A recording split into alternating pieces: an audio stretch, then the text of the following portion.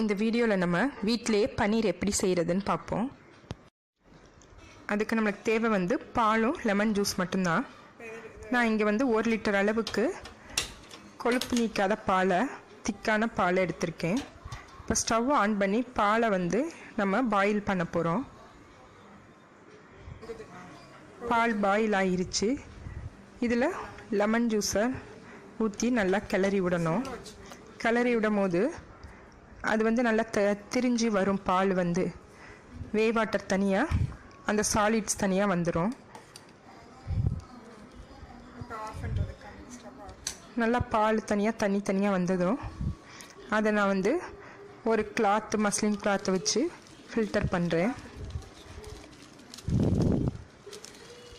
வாட்டரையும் இந்த மில்க் சாலிட்ஸையும் தனியாக நம்ம பிரித்து எடுக்கிறோம்.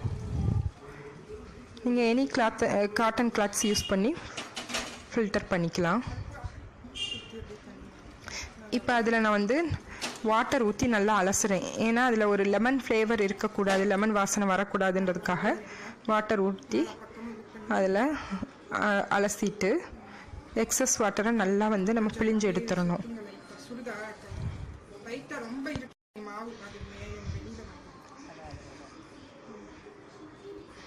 நல்லா பிழிஞ்சிட்டு இதை வந்து நல்லா ஒரு ஃப்ளாட்டான சர்ஃபேஸில் வச்சுக்கோங்க. ஃப்ளாட்டான சர்ஃபேஸில் வச்சு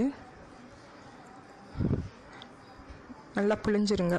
அந்த எக்ஸஸ் வாட்டர் எல்லாம் போனதும் ஃப்ளாட்டான சர்ஃபேஸில் வச்சு நம்மளுக்கு என்ன ஷேப் வேணுமோ அதுக்கேற்ற மாதிரி நம்ம கையாலேயே கொஞ்சம் ப்ரெஸ் பண்ணி விட்டுடலாம். ஸ்கொயராகவோ ஓவலாகவோ ப்ரெஸ் பண்ணி விட்டுட்டு அது மேலே நல்ல ஒரு வெயிட்டான பொருளை வச்சு ஒரு அரை மணி நேரத்துக்கு வந்து நம்ம டிஸ்டர்ப் பண்ணாமல் விட்டுட்டோம் அப்படின்னா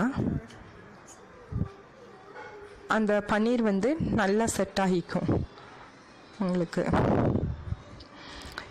இது வந்து நம்ம கிரேவி குழம்புக்கெலாம் யூஸ் பண்ணுறதுக்காக நல்லா செட்டான பன்னீர் பீசஸ் கிடைக்கும். இதிலேருந்து உங்களுக்கு ரசகுல்லா, ரசமலாயெலாம் செய்கிறதுக்கு வேணும் அப்படின்னா நீங்கள் வந்து இதை வந்து கட்டி தொங்க விட்டுக்கலாம். அப்போ சாஃப்டாக இருக்கும் பன்னீர்.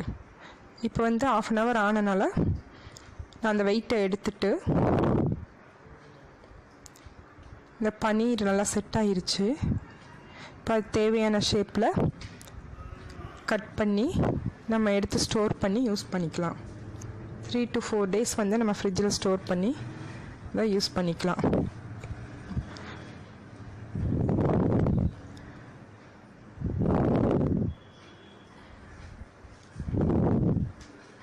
இப்போ ஹோம்மேட் பன்னீர் தயாராகிருச்சு.